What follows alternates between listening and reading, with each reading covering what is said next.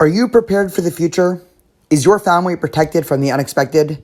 At Inacia Law Firm, we are here to help you secure your legacy. Join us for a free estate planning consultation. That's right, free. Learn how to protect your family, your future, and your assets. Don't wait. Take control of your future. Create an estate plan with the Inacia Law Firm and gain the peace of mind you deserve. Call us now at 732-770-0873. That's 732-770-0873. Now enjoy the podcast. Welcome to J Life with Daniel. I'm your host, Rabbi Daniel Levine. Okay, well, today we have a guest that I've been trying to get onto the podcast for a couple of months, and we'll see why in a few minutes. I'm here to welcome Izabella Tabarovsky. Izabella is a senior advisor at the Canon Institute, a scholar of both anti-Semitism and anti-Zionism, and a contributing writer for Tablet Magazine. Izabella, welcome to the podcast. Good to be here. So you wrote on, I believe, September 20th, an article that was probably the most impressive piece of prophecy. I don't know if you're calling it that, but I'll call it prophecy, that really I've seen in my lifetime, because you wrote an article, a long article about the cult of anti-Zionism, as you call it, about how American progressives, specifically on campus, are rising a new type of anti-Semitic ideology cloaked in the language of anti-Zionism. And you write this, I just looked it up, September 19th, 2023, which is, of course, 3 weeks before the Hamas attacks on October 7th. And I don't need to tell listeners, and I've recorded several podcasts about this since, the proliferation of not just anti-Zionism and anti-Semitism, but of sheer glee for Hamas and support of terror that we've seen. So I'm excited to talk about all of that. Can you give the listeners, and I'll link to your article in the podcast notes, but what prompted you to write that article? What sort of relevant background? Why did you feel before October 7th? You were probably writing this in July, August, September. What prompted you? What were you seeing that inspired you to write this? Well, first of all, I've been writing about this now for a few years. I think that the first time I wrote about anti-Zionism as a form of anti-Semitism, specifically the kind of anti-Zionism that we see on the progressive left, was in 2019. So it means that already in 2018, I was seeing this material and thinking about it.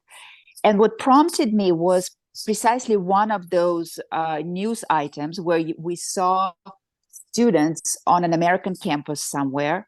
It was a TV program, where we saw students, American students, with the signs from the river to the sea and free Palestine, and Israelis are the new Nazis. And then they do that, and then they say, well, but we're not being anti-Semitic, we're just being anti-Zionist. And the reason it caught my attention is that I am an immigrant from the Soviet Union. I grew up in the USSR. We emigrated, we came to this country in 1990. And this is the kind of stuff that we used to hear back in the Soviet Union. And I remember calling my dad and telling him about it, and just completely puzzled. I was like, how is it? What is this? Why are we seeing it here in America? And I retell the story to him, and I say, and look, they say that they're not being anti-Semitic, they're just being anti-Zionist. And my dad just laughed out loud. He's like, yeah, we've heard this one before. And that's what started making me think, wow, we really have heard this before. And so I started doing research. I started looking into, and I'm a scholar of the USSR, and I started going to sources, and I started looking at what the USSR used to put out about Israel and Zionism, and I see the exact same slogans that we hear in America today appear already in the 70s and 80s in Soviet literature. Zionism is racism, and Israel is an apartheid state, and Israelis are the new Nazis. And so I started writing about it, and I think going back to this article, again, I had already written quite a lot. I had researched quite a lot. This piece, what prompted this specific piece, was this new institute that appeared in California. That's called the Institute for the Critical Study of Zionism. And I started reading its website, and I was just remember reading it and thinking, my gosh, like somebody needs to explain to people what this is about, we really need to specifically, I mean, this was the most detailed kind of expounding perhaps of this ideology. And so I just sat down and I started looking line by line. What are they saying? Why are they saying it? And what makes it so dangerous? So when we're talking about Soviet anti-Semitism, or even before that, the sort of predecessor of Russian anti-Semitism, if you were going to sort of map this out historically, are we starting in the 1880s with the Pale of Settlement? Do we start with Stalin? Where do you sort of think about this from a historical perspective? When are the seeds laid, and how did that end up morphing into anti-Semitism cloaked as anti-Zionism? Well, you know, when I teach this and I give a lot of lectures on the subject, I usually will start with the Protocols of the Elders of Zion, which of course are a Russian product. And they are, of course, they are a product of very old Russian anti-Semitism. And I will often remind people that in the late 19th century, millions of Jews from the Russian Empire emigrated to the United States. And I think that most American Jews are descendants of that wave of Russian Jews from the Russian Empire. Those are my great grandparents were. I'm not surprised. And then you get into the Soviet. I get into the Soviet Union, and you have to understand that actually being against Zionism is a very old position. You know, Lenin was argued against Zionism. Early Stalin, already before the Russian Revolution, he argued against Zionism. But these were different arguments from what we hear now. You know, these were back then arguments that were actually grounded in Marx. You know, and you can agree or disagree with them, and I disagree with them. I think it's a very narrow and it's a biased perspective, but it had logic to it. You know, you could understand why somebody who considers themselves a socialist or a communist would oppose Zionism. And you can understand that they're looking at Zionism as it is.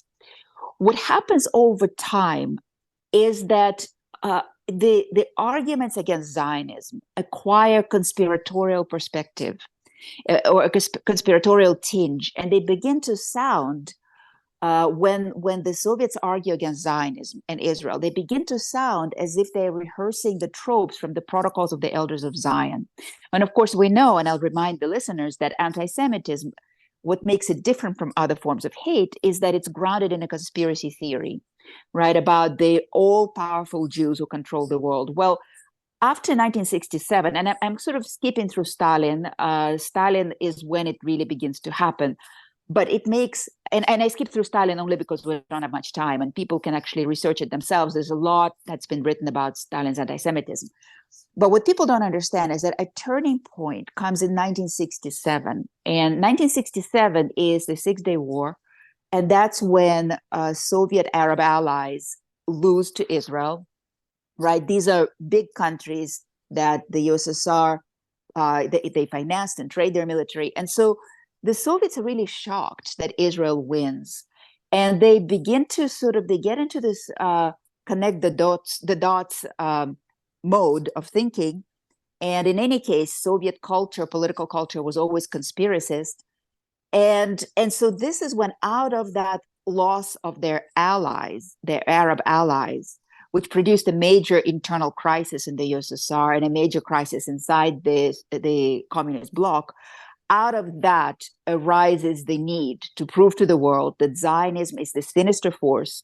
Zionists control the world, or they want to control the world. They're hostile to socialists. They're hostile to all progressive peoples of the world. They are in line with imperialists and colonialists and those who want to suppress the national movements. And also what arises out of this is sort of this glorification and this centrality of the Palestinian cause that the Soviets begin to kind of quote unquote sell to the global left and the developing world.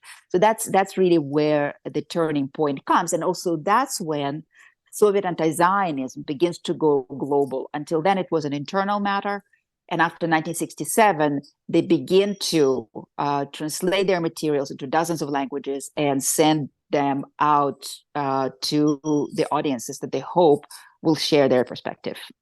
Yeah, and just to give our listeners a little bit of background, and you can tell me if you fully agree or you disagree with any depictions of this. in 1948, in the early years of Israel, Soviet Union actually backed Israel. Israel was seen as a example of successful socialism / communism on the global stage.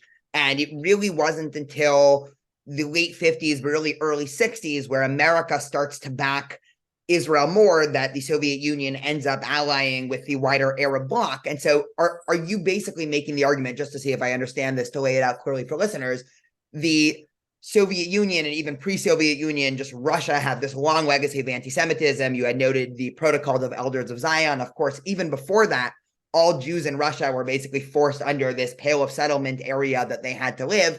And we know that there were frequent pogroms and conspiracy theories even pre-late 1800s in terms of, the Jewish tenure in Russia. And so the Soviet Union, when it was convenient for them on a global stage, back Zionism because this is a form of socialism. But the second Israel started allying itself with non-socialist allies, France, Britain, America, throughout the 50s and 60s, all of a sudden the Soviet Union almost dug up their old literature on anti-Semitism. Their anti-Semitism was conveniently cloaked in the language of Zionism anyway, because Protocols of Elders of Zion, again, I believe this book was written in 1903, 1904, or something like that. And so this Exactly.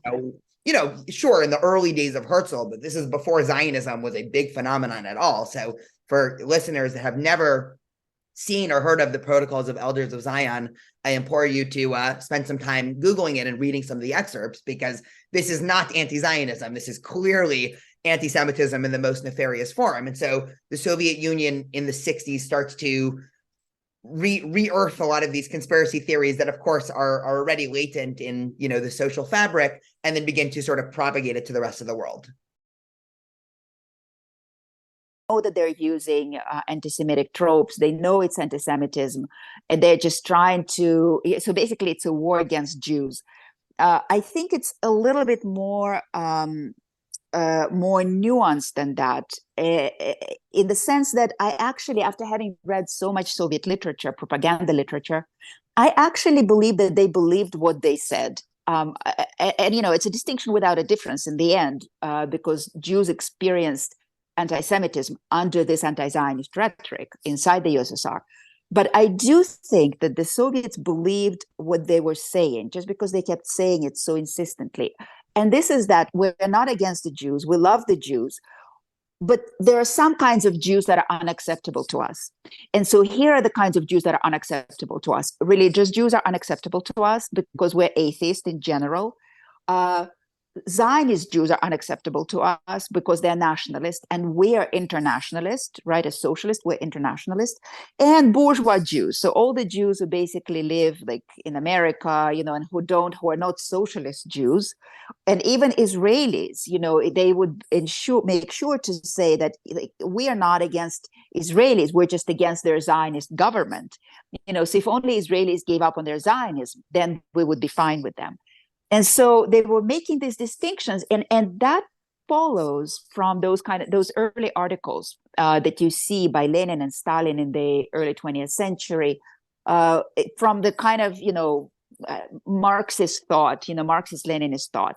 But of course, and they would say, well, look, Soviet Jews are not like these kinds of Jews. Soviet Jews are different. Our Soviet Jews don't need Zionist protection. Our Soviet Jews believe that the USSR is their motherland, and they don't want to emigrate to Israel, and they don't need the support of American Jews who claim that they want to help them out, and they're not suffering from the absence of Jewish culture and religion. They're completely fine with it. They want to assimilate. So they're making these distinctions where some Jews are okay, but Zionist Jews are not okay. Zionist Jews are these hostile forces.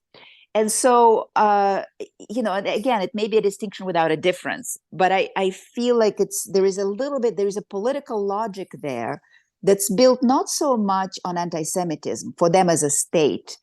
It's not the logic of anti-Semitism. The logic is, the USSR, the logic is Israel is now, it's kind of a channel for imperialist influence in the Middle East. It's in cahoots with the United States, which is our biggest enemy, Cold War enemy. And there is this movement of Soviet Jewry inside, and that threatens internal cohesion. So there is a political logic on that level. But of course, when you look at individual biographies of people who produced this ideology, you really see that they were open anti-Semites, known anti-Semites, and that they were in creating the kind of the propaganda that would meet the political purposes of the Soviet Union. They did draw on the old conspiracy tropes, old anti-Semitic conspiracy tropes.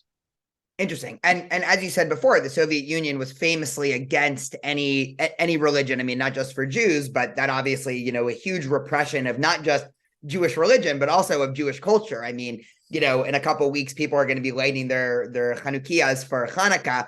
Is that a religious act? Is that a cultural act, right? For some people, it's different, right? Some people are doing it because they believe God wants them to. Other Jews do it because that's what Jews have done for 2,000 plus years.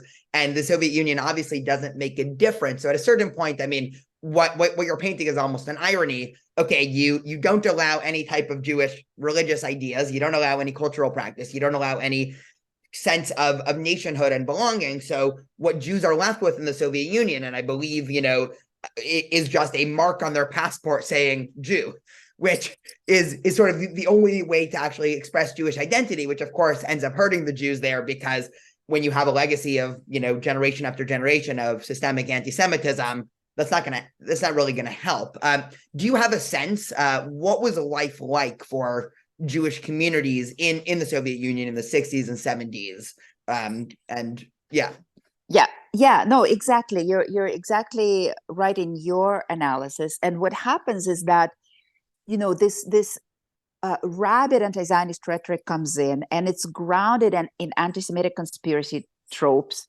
And by the way, I want to say that you're absolutely right that, and it's exactly what the Soviets are arguing, is that we're in general atheists. So what do you want from us? Of course, we're going to be against Judaism. We're against all religions, but they're against Judaism in a different way. And I think it is because Judaism is not only religion; it's also it involves Jewish peoplehood. And so when they start to oppress Jews and repress the religion, and then also repress the nationalism, then it reflects itself in every aspect of Soviet Jewish life. And so as this rhetoric begins to come in, Jews are perceived as a whole as being unreliable and potentially treasonous and potentially assets for the Mossad and other foreign intelligence assets.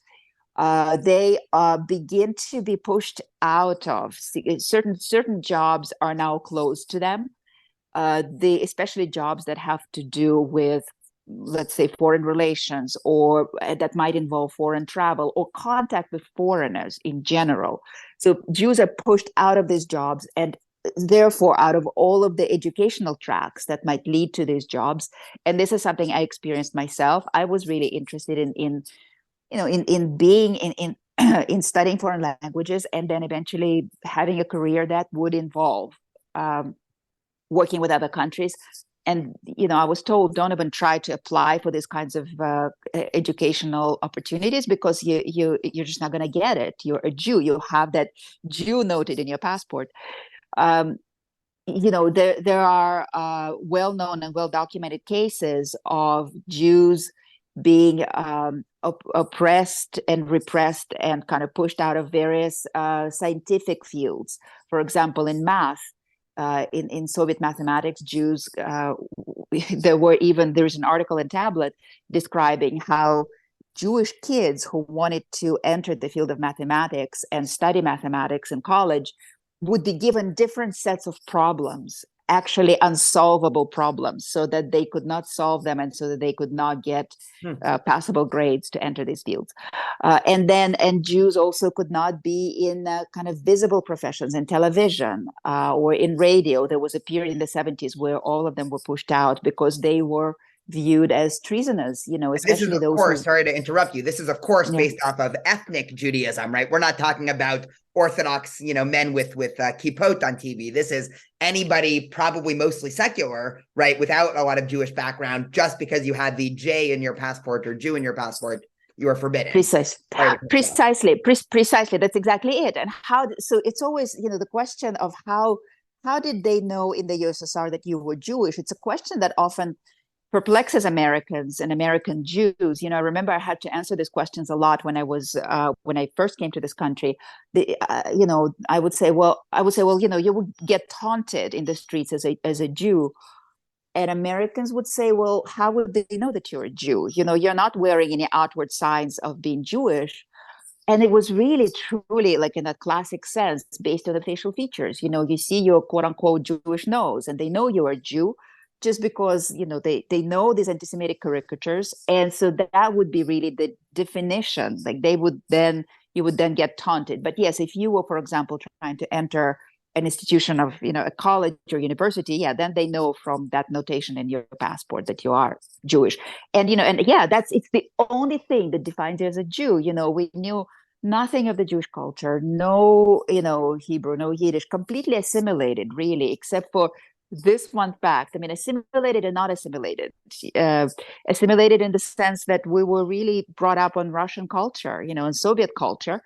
And yet not assimilated because of this notation in the passport or in the internal document. Mm-hmm. There's almost an irony there. I mean, this is an entirely different topic, so I don't want to get too off base here. But the irony is, a million Jews from the former Soviet Union might have just completely been lost to Jewish history if it wasn't for this sort of pervasive anti-Semitism based on ethnicity. Because then, of course, most of those Jews, after the collapse of the Soviet Union, end up going to Israel. And we can talk all about how that affected Israeli politics in the 90s and 2000s. And, both the hardships that a lot of those Jews faced in terms of the ultra-Orthodox community in Israel, oftentimes not seeing them as Jewish, and also how the Russian Jewry, changed politics in Israel, right? That's a whole other conversation for listeners. You can feel free to Google any of those. I wanted to bounce something off of you that, just talking to really almost thousands at this point of students and alumni and graduate students over the past couple of weeks about this. And oftentimes people ask me, is anti-Zionism anti-Semitism? And my answer is always along the same lines, where I say, no, not in terms of categories, right? I think it's a categorical error to say is equals, right?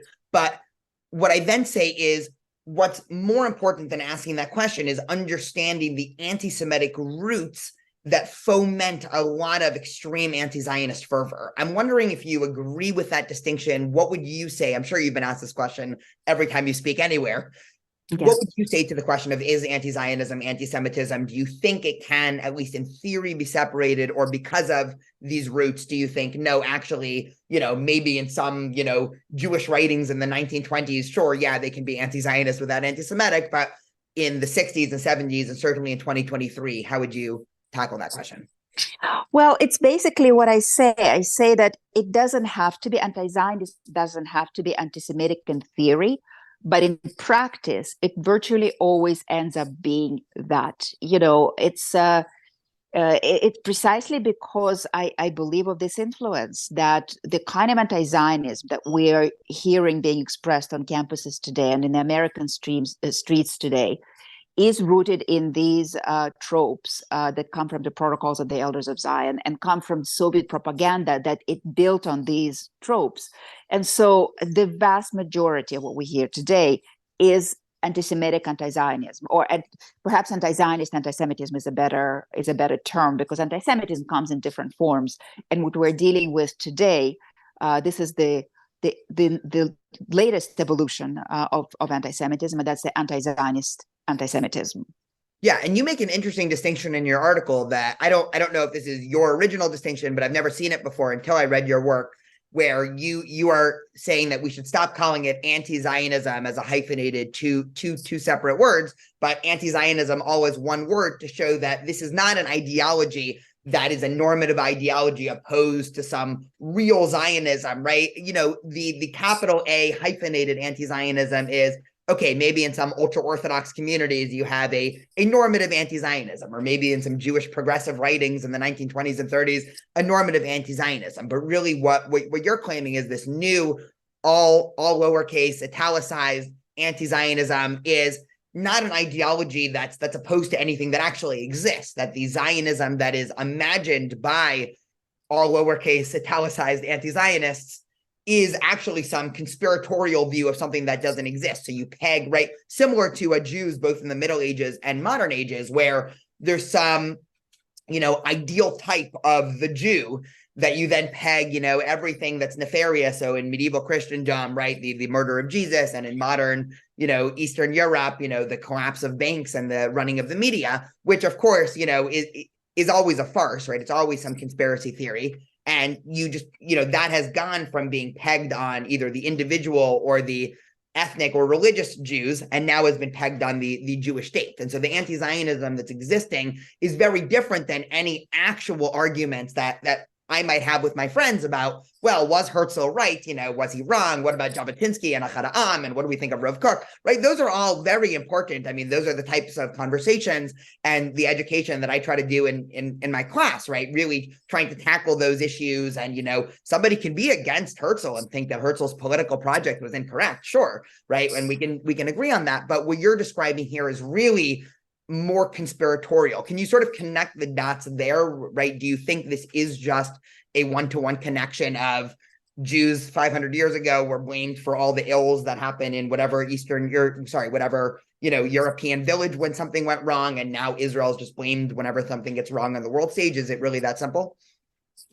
Well, I think at some basic level, it is that simple. Now, I want to make sure that I give credit where credit is due. That whole thing about how do we spell anti-Zionism with or without a hyphen, that belongs to two British scholars, David Seymour and David Hirsch, who wrote separately and really explained kind of philosophically why that would be the case. And I agree with it because, as you say, when we say it's analogous to how, we stopped spelling anti-Semitism with a hyphen because we understood that, who are anti-Semites? They're not really against Semitism or Semites, right? It's a whole separate ideology that has nothing to do really with what Jews do or who Jews are or how they behave and how they think.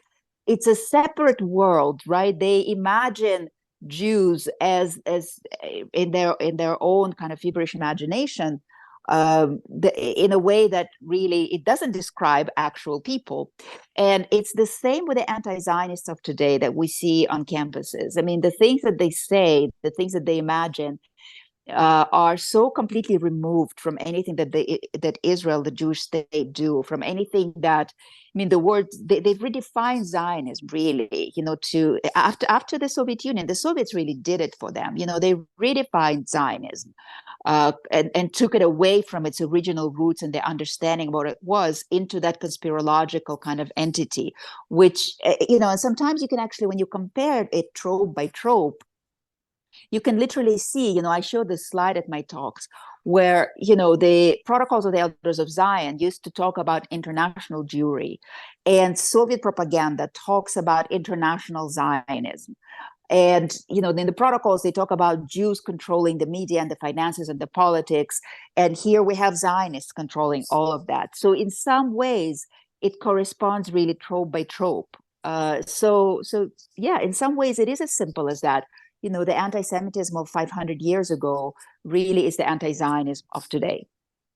Yeah, and it is one of those things that once somebody understands, right, there's a couple barriers that I think the Jewish community has to explaining this to the wider world. Now, I'm gonna preface what I'm about to say with I believe the historical irony, because I do, personally identify as a political Zionist, right? And I ultimately think Herzl was correct.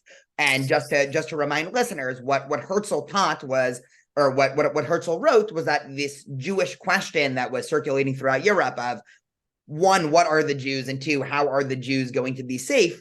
Was not a religious question, was not an ethnic question, was not a social question, but was really a nation question. And so Herzl, to some extent, was a pessimist, right? To some extent, in the sense where he did not believe that anti-Semitism is something that was going to be able to be solved by different countries. Very similar to, say, the Black Panther movement, who, as opposed to Martin Luther King Jr., who had this idea of a colorblind society, right? And the Black Panther movement, or the current Black Lives Matter. I got in a lot of trouble a couple of years ago for writing an op-ed for the Forward titled "Zionism is the Jewish Black Lives Matter." You can imagine that did not get a lot of praise from either Black Lives Matter folks or from more right-wing Zionist folks. But essentially, I agree with my argument, right? My essential argument was Black Lives Matter is a group of people, right? Whatever we think of the current Black Lives Matter movement, that aside, at least the sort of steel man of Black Lives Matter is a group of people saying there was systemic racism in America. We tried to change it through legal and civil means, right?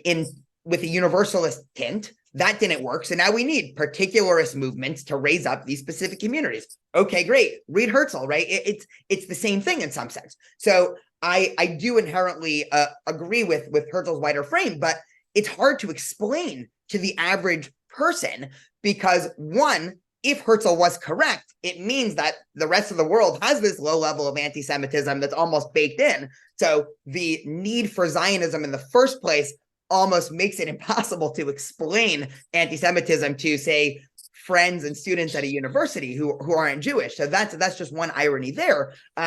The second, right, according to some view of Herzl, right, it's not even worth trying because again, we've tried for thousands of years, or to some extent. So why even try, right? My time is much better spent, working with Jewish students or working in some way to help the state of Israel than trying to explain to a bunch of non-Jews, all of this back and forth. But the third that I find the most complex is this idea that you said before, and that any Jew sort of intuitively understands the fact that Judaism dodges neat categorization as an identity, right? Judaism is not a religion, it's not an ethnicity, it's not a nation, it's some weird mixture of all of them. And these words, religion and nation and ethnicity, these words were come up with 150 years ago by Protestant scholars in Western Europe, and then they try to label Jews, right? We've been around for thousands of years. We have terms, Am Yisrael. What does Am Yisrael mean, right? Is that a nation? Is that an ethnic? Is that a religion, right? It's sort of a mix. But explaining that to non-Jews, right, that Jewish identity is complex, right, and multifaceted, which means anti-Semitism is complex and multifaceted, right? It's just such a barrier to explanation. So I want to move us. I know that our time is getting short here. This is always the trouble with recording on a Friday, is that we have a strict sunset deadline here on my end. But what do we think let me ask two questions, because I actually had one other question before that. And then we'll get to possible solutions and see if we can end on some, optimism or solution-oriented question. We're sort of describing, this wider Soviet trend in the 70s and 80s. How does that get to the American academic elite to the point where I think you're in your article, just to pull it up, you're talking about how, scholars like Judith Butler are praising Hamas and Hezbollah not as terrorist groups, but as sort of social justice organizations. How does that happen? Is that just clever Soviet and then post-Soviet Russian propaganda? Is there something else happening there? I mean, how do intelligent people end up supporting Hamas? Well, how intelligent people end up supporting Hamas is really the crux of the matter right now. The way the propaganda gets to the global left in the 70s and 80s is that there are multiple channels. I mean, here's what I believe happened, is that when you look at how they delivered this propaganda to the global left in the developing world, you see that there were so many channels, right? And they tried to, they did it in multiple languages, in dozens of languages, bringing propaganda brochures and news and doing all kinds of work around this, educational work around it in, dozens of countries around the world. The Soviet academia was involved. So there were, Mahmoud Abbas's dissertation. If you look at the contents of that dissertation, which I also wrote about, it's completely built on Soviet anti-Zionist propaganda. That's 1982. When you look at what kind of materials they sent to be published around the world, from the United Kingdom to the US to South Africa, you can see that it's always the same ideas, it's always the same messaging appearing over and over again. And so if you were, for example, a leftist, a devoted leftist in the 70s, and you were reading all of these journals, no matter where you were, and again, I just look at English, and there was Arabic and French and Spanish and Italian and every other language under the sun, whatever publication you turn to, you see this perspective on Zionism and on Israel. And I think it's really interesting to think about, because the left is not monolithic. The left is actually very diverse. There are very, very many shades of left. But within there is one unifying point, like there is one perspective on which they all agree, and that is this conspiracist perspective on Zionism and Israel. And it begins to emerge in the 70s and you see it in the 80s, and you will see Trotskyite publications. Of course, Trotskyists hated the USSR, and yet their perspective on Zionism completely corresponds with the Soviet perspective on Zionism. They worked through embassies. There, I trace in some of my publications the way Soviet ambassadors worked or were tasked to work with local populations and local politicians and local media and local Jewish communities to communicate their perspective on Zionism and Israel. They tried to place articles in major publications. There is one in the New York Times where it completely communicates Soviet perspective on Zionism and Israel. So there were multiple channels. And so my perspective and my view is that essentially this view becomes part of the global left to the point where if you join the left today, or certain parts of the left, right? Certain parts of the left, this is a perspective that you're supposed to assume, it's part of the package. And it's the only way I can explain it. I can explain such an almost exact correspondence in some of the tropes. Yeah, and then you're almost forced to adopt. I mean, once you have these lenses, I mean, I think internally, I mean, I could imagine right now, and I'm the optimist in me is thinking that this is going to be some inflection point on the American, progressive movement or left, because I could imagine a lot of people right now are shocked at what their own organizations and institutions are putting out. I mean, the fact that on October 7th, and just to remind listeners, October 7th is before any Israeli retaliation in Gaza, right? So there's a whole other conversation to be had there about, collateral damage and the ethics of the bombing in Gaza, right? And that's a conversation that's very much worth having. Reasonable people might disagree there, so that maybe is for another podcast. But before Israeli retaliation, I mean, this is still when the IDF was scrambling and, Hamas was still running through villages, butchering children and, teenagers at a music festival. You already started to have different social media accounts and different, left-wing academic groups basically posting, this is, great anti-colonialist uprising, finally. And I'd imagine, I mean, there's sort of two things happening simultaneously that, I'm trying to work through in my head, where I'd imagine a lot of people were shocked by that, and a lot of people are shocked by that. At the same time, the wider propaganda of anti-Israelism in the world is clearly growing. And I think, we have apps like, TikTok and Instagram and a lot of nefarious actors, right? Obviously modern day Russia, who, one is in a lot of ways, Putin is just the, ideological continuation of, in a lot of ways, the USSR, but in other ways, they're obviously trying to detract on the global stage from what's happening in Ukraine. We have China, who's entered the mix, who's China's, obviously the owner of TikTok, but we know just from past American elections, China just tries to destabilize the West. So the way to destabilize the West is, convince a bunch of 20-year-olds to support Hamas. And, recently, Osama bin Laden and, Iran is, trying to funnel money into the disinformation age. The Atlantic just wrote an article a couple of weeks ago talking about how not the government in India, who, of course, Modi is, that's a whole separate story, but different companies in India that are just perpetuating disinformation and then selling it to other foreign state agents who are then putting it into Instagram. And so all of these different groups, I mean, the wealth of both, I think, critical thinkers in a lot of these left-wing movements might have reached a correction point, but the overwhelming propaganda is something that is really stunning to see. I mean, I didn't ever think that it can get to this point. I don't know if, as an American Jew, maybe I've just been naive because, as I keep telling myself as somebody who teaches Jewish history and teaches anti-Semitism throughout Jewish history, the last 60 years of Jews living in America was the most unique period for Jews in all of history in the diaspora. And so in some sense, what I think and what students and even what, the generation before me think to be normal in America, that is completely abnormal. So as somebody growing up in the Soviet Union, you probably might have in the back of your head a little bit of like, well, of course, what were you expecting? But for me, just the sheer proliferation of all of this and people just sort of sleepwalking their way into just complete moral stupidity. I mean, I don't even know another way to say it. It's shocking. I don't know if you have anything to add there, and we can get to some solutions.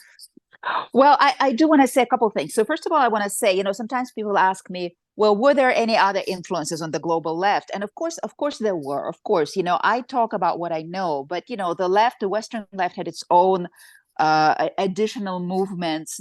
Most of them were also based on Marx, but this is where my friend David Bernstein, who wrote Woke Antisemitism, is very, very good on that in tracing other movements. Cynical Theories is another good book that traces that. So there are multiple influences that act upon the left.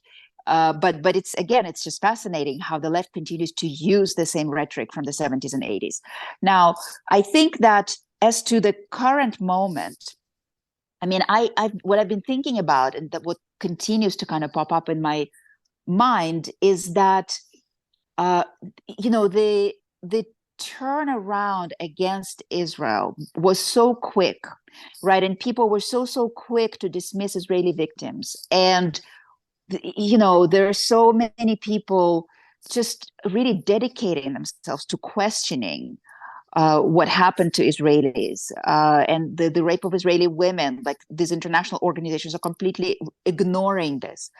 And I think that the only way it could happen so quickly and almost so automatically is the only reason it could happen is because everything related to Israel and Zionism and Zionist Jews had already become so dehumanized, right? Like, if you look at social media before October 7th, this is something that I try to ring alarms about as well.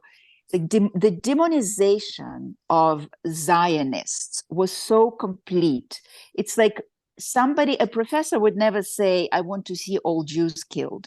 But you could easily see a professor say, well, Zionists or Zios need to be murdered.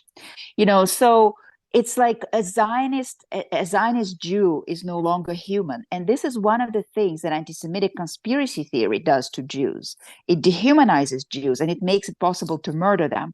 And so that's, dehumanization is always it presages murder and violence.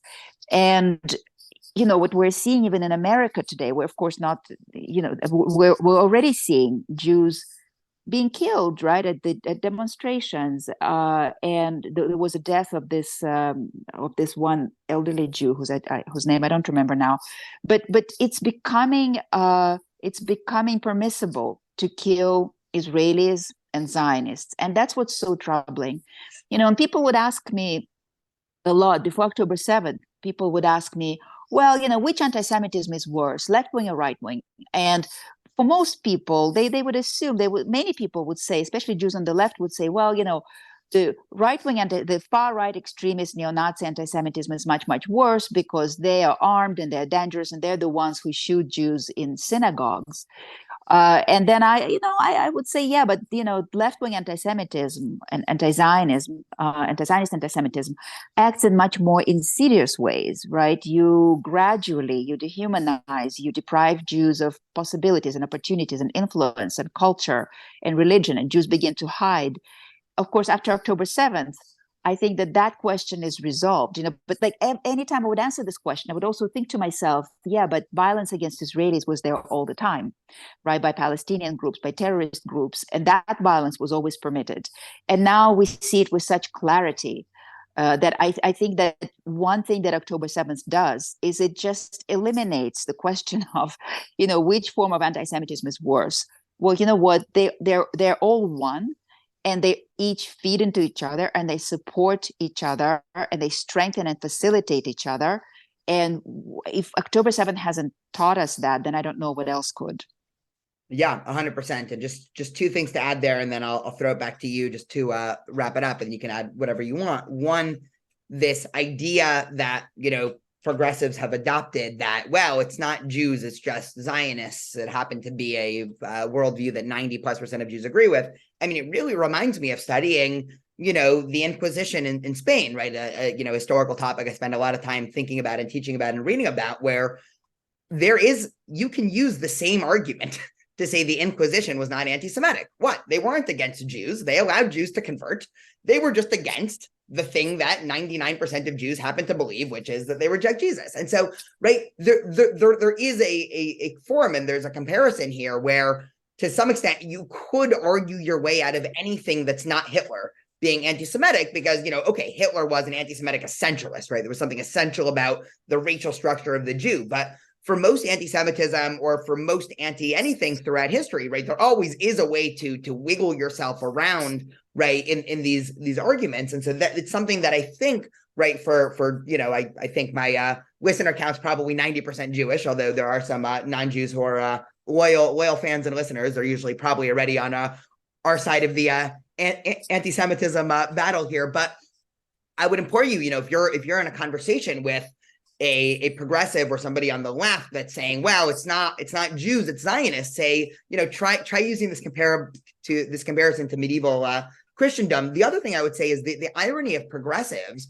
And again, if you would have asked me even a year or two ago, I mean, I've identified on and off as a progressive, again, just like my identity of somebody asks me, which Jewish denomination I am. And, well, it depends on the week and what I've read. And, if the last synagogue I visited was an Orthodox synagogue, then I'm not Orthodox. And if the last synagogue that I visited is a Reform, then I'm not Reform, right? Sort of just always this discomfort with categorization. So I feel the same way with politics as well. But progressives very correctly, I believe, they acknowledge that, say in America, right, I used the Black Lives Matter example before, that if there's hundreds of years of racism baked into systems and based into socialization, that doesn't go away when the laws change. And so I believe that progressives correctly point out the fact that there is still systemic racism in America today, left over from a lot of systems that were set up in this country, even if, and this is the important part, even if most people in America today are not themselves racist.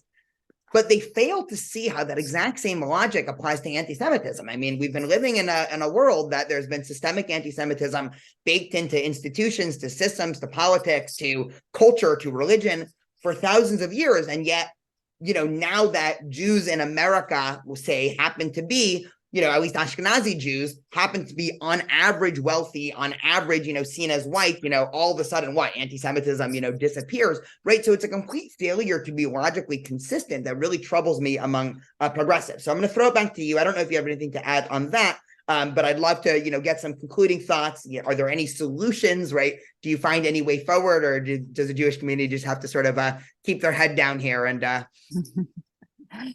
Well, I think you made a really, really good point of comparing what progressives say about institutional and systemic racism and completely ignoring that argument on the side of anti-Semitism.